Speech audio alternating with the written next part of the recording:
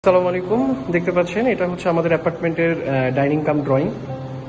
বেশ বড় একটা স্পেস, বিশাল বড় একটা স্পেস। দেন আমরা বাম পাশে গেলে এটা থার্ড বেডরুম পেয়ে যাব। দেখতে পাচ্ছেন এটা হচ্ছে আমাদের থার্ড বেড। সামনের দিকে খোলামেলা আছে, একটা রাস্তা আছে 30 ফিট।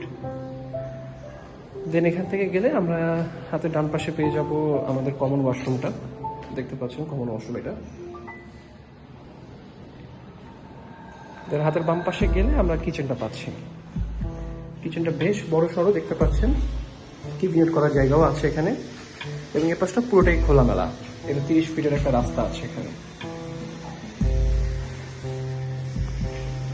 কিচেন থেকে বের হলে আমরা সেকেন্ড বেডরুমটা পেয়ে যাব। দেখতে পাচ্ছেন এটা সেকেন্ড বেডরুম আমাদের।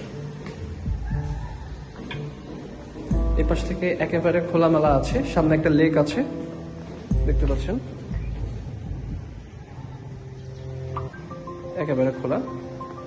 সেকেন্ড বেড থেকে আমরা বের হয়ে গেলে আমরা হাতের ডান পাশে পেয়ে যাব আমাদের মাস্টার বেডরুমটা।